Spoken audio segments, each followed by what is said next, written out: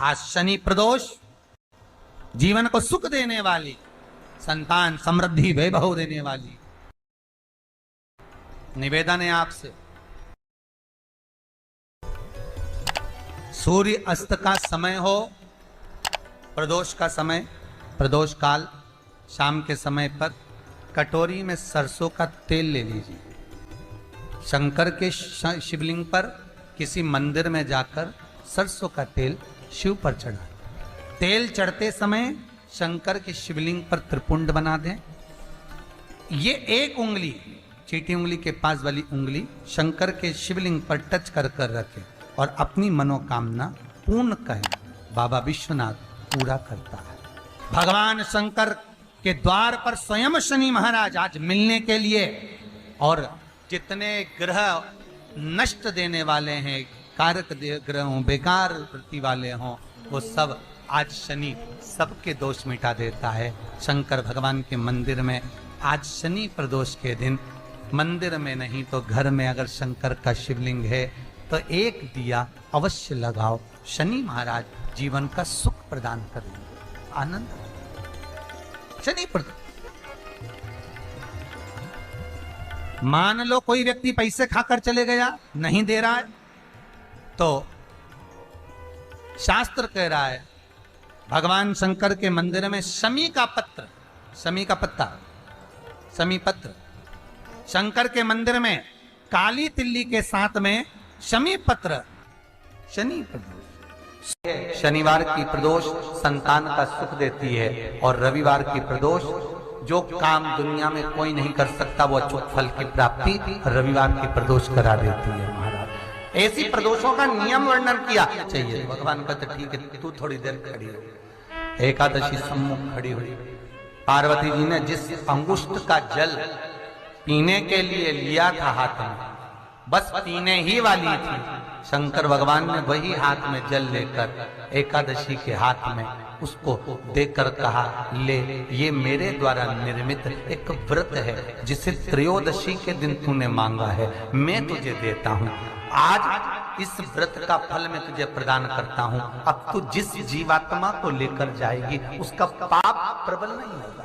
किसी स्त्री, पुरुष, बालक, बुजुर्ग जो भी होगा जिसने प्रदोष का व्रत करा होगा, वो जीवात्मा को तू किसी फल की कामना से नहीं, स्वतः ही लेकर चली जाए। उसमें कोई कामना नहीं है। बन सके जीवन में 11 प्रदोष या 26 प्रदोष करने के बाद आप उसका उद्यापन कर कर विराम भी दे सकते। पर जीवन में एक बार प्रदोष का व्रत मौका मिले, जिस कामना से, जिस दिन का भाव आपके मन में आए कि मुझे रोग से मुक्ति पाना है तो ये प्रदोष मुझे करना है, मैं रोग मुक्ति के लिए, हम मंगल, जो भी आपके मन में आ रहा है, संतान प्राप्ति के लिए शनिचरी आप उसका स्मरण कर। फिर लिखा शिव महापुराण में, बड़ा सुंदर लिखा वेदव्यास जी ने, मान लो आप प्रदोष का व्रत नहीं कर सकते, आप अगर व्रत नहीं कर सकते तो प्रदोष के दिन, प्रदोष काल में शाम का समय घड़ी के पहले से लेकर बात करता है, प्रदोष काल आप मंदिर में जाकर एक लोटा पानी 5 पत्र लेकर समर्पित करते हैं, उसका फल आपके भाग्य में प्रबल हो जाए। जिस महीने में जो प्रदोष पड़ा करे, जब प्रदोष पड़े, बन सके 1 बेलपत्र, बन सके 5 बेलपत्र, शमी पत्र, हरे मूंग, हरा मूंग, बेलपत्र, एक कलश के अंदर थोड़ा सा पानी लेकर 1 बेलपत्र, हरा मूंग, शमी पत्र डालकर और उसमें थोड़ा सा गुड़ डालकर भगवान शिव का स्मरण कर कर प्रदोष काल में, मान लो कोई काम आपका बहुत जरूरी है, बहुत दिनों से आप थक गए हैं, नहीं हो रहा, कर्जा बढ़ रहा है, धन नहीं आ रहा, व्यापार नहीं चढ़ रहा, या कोई समस्या बहुत प्रबल है, कोई एग्जाम में बैठ रहे हो, नहीं हो रहा, परीक्षा भी दे दी है, रिजल्ट आने ही वाला है, तो भी प्रदोष काल में, प्रदोष के समय वो जल, मूंग, शमी पत्र और बेलपत्र और गुड़ का शंकर के शिवलिंग को समर्पित करना प्रारंभ कर दो। 2 या 3 प्रदोष करोगे, बाबा आपकी मनोकामना शीघ्र पूर्ण कर देगा। 2 या 3 करो, बाबा करेगा। प्रदोष व्रत करने वाले को भोजन नहीं करना चाहिए, ध्यान दीजिए। फलाहार करो, उसमें भी नमक का सेवन मत करो। प्रदोष व्रत में नमक का सेवन वर्जित होता है। कारण, क्या कारण होता है? उसका एक कारण माना गया, नमक की वर्जितता।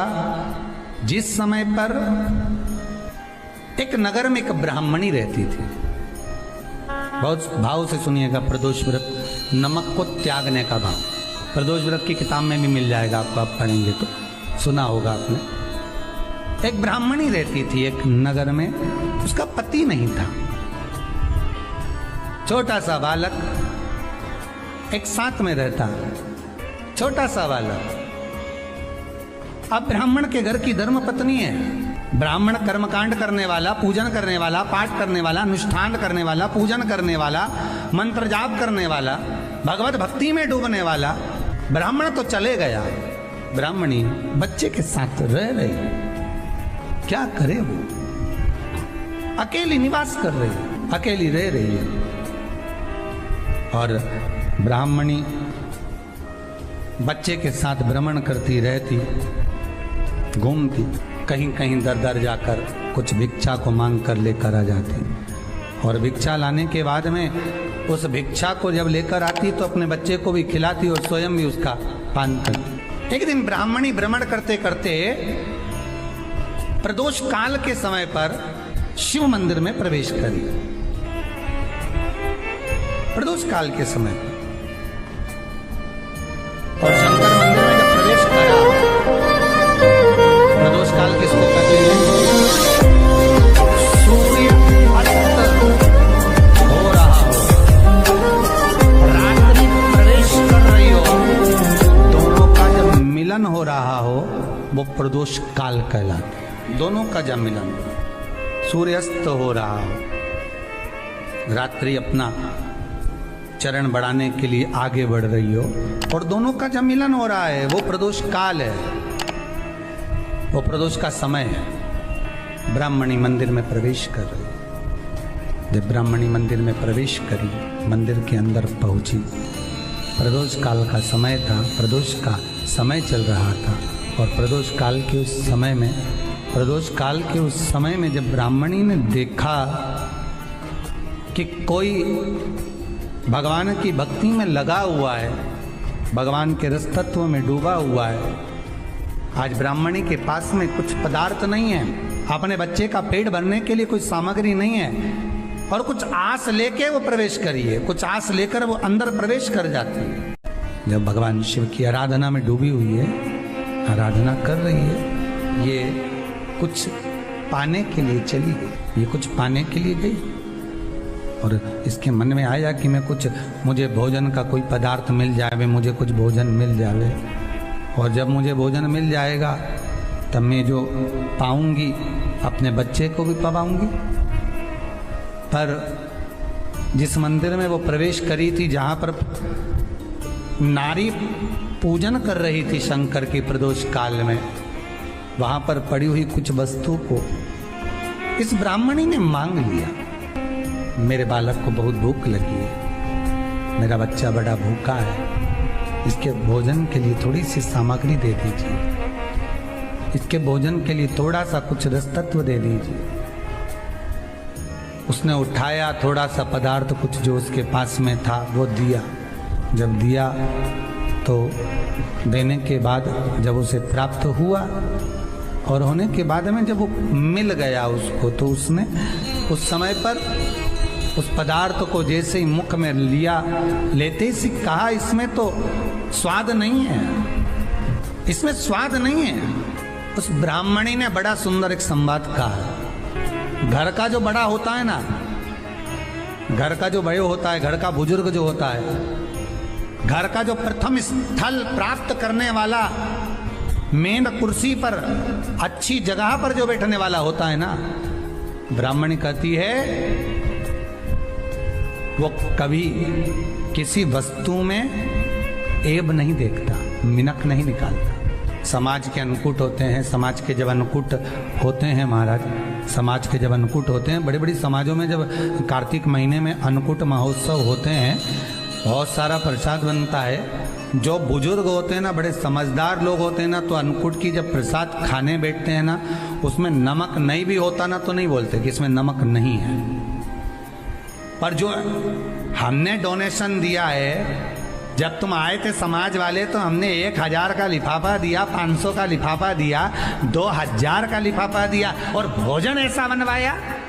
एक व्यक्ति वो जो खाकर चुपचाप चले गया, और एक व्यक्ति वो जिसने प्रसाद पर उंगली उठाई। इन दोनों को अन्नकूट की तारीख पे इनका नाम लिख लो, और अगला अन्नकूट आए तब दोनों की दशा देखना। एक जो चुपचाप खाकर चले गया, भगवान के प्रसाद को प्रसाद मानकर, प्रभु का दर्शन मानकर लेकर चले गया, वो उन्नति की सीढ़ी पर चढ़ता चले गया, और जो मिनक निकालता रहा वो साल भर खटर पटर की जिंदगी जीता रहा। भगवान के प्रसाद में कभी भी ध्यान रखिएगा, भगवान के प्रसाद के अंतर्गत स्वाद की कोई मूलता नहीं होती। भगवान का प्रसाद स्वयं स्वाद है। भगवान के प्रसाद में नमक नहीं देखना, मिर्ची नहीं देखना, भगवान के प्रसाद में शक्कर नहीं देखना, भगवान के प्रसाद में कुछ ये नहीं देखना कि कितना माल डला, कितना घी, कितना बादाम, कितना काजू, कितना इलायची डला। हाँ, यहाँ तक शास्त्र कहता है कि भगवान का प्रसाद अगर बन रहा है तो उसकी सुगंध भी नहीं ली जाती है महाराज। यहाँ तक शास्त्र पर, जब तक भगवान उसको पानी ले तब तक उसका सुगंध भी नहीं ली जाती।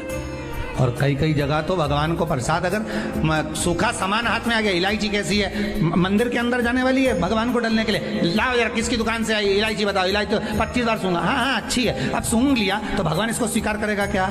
अरे जम के तो बोलो। एक फूल तुमने बगीचे से तोड़ा और सोचा इसमें पहले मैं सूंघ लेती हूँ, इसमें स्वाद है कि नहीं, इस फूल में गंध है कि नहीं, इसमें सुगंध है कि नहीं, और फूल सूंघ लिया, उसके बाद तुम भगवान को देखो, भगवान स्वीकार करेगा नहीं। कई कई घरों में तो हंडी से दाल चलाती जाए, अपने हाथ में डाल के ब्राह्मणी ने जैसी मुख में लिया थूक दी। ये श्रेष्ठ नहीं है।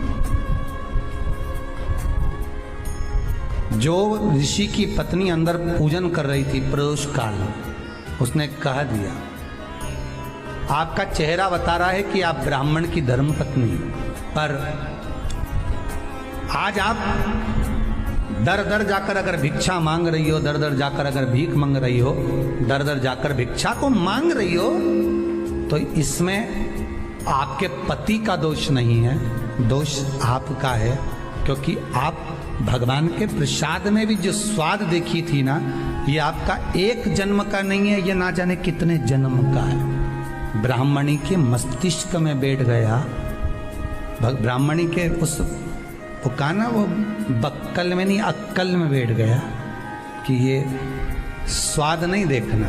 इसलिए प्रदोष व्रत के अंतर्गत ब्राह्मणी ने उस दिन से विचार कर लिया कि जैसे आप पूजन कर रही हो, जैसे आप अर्चना कर रही हो, जैसे आप आराधना कर रही हो, ऐसी आराधना, ऐसी पूजन, ऐसी भक्ति मैं भी करूँगी, ऐसी आराधना मैं भी करूँगी। अब मैं स्वाद नहीं देखूँगी। महादेव। अगर आपको हमारे चैनल अच्छा लगता हो, हमारी वीडियोस पसंद आती हो, तो हमारी और वीडियोस देखने के लिए प्लीज़ हमारे चैनल को लाइक एंड सब्सक्राइब करें।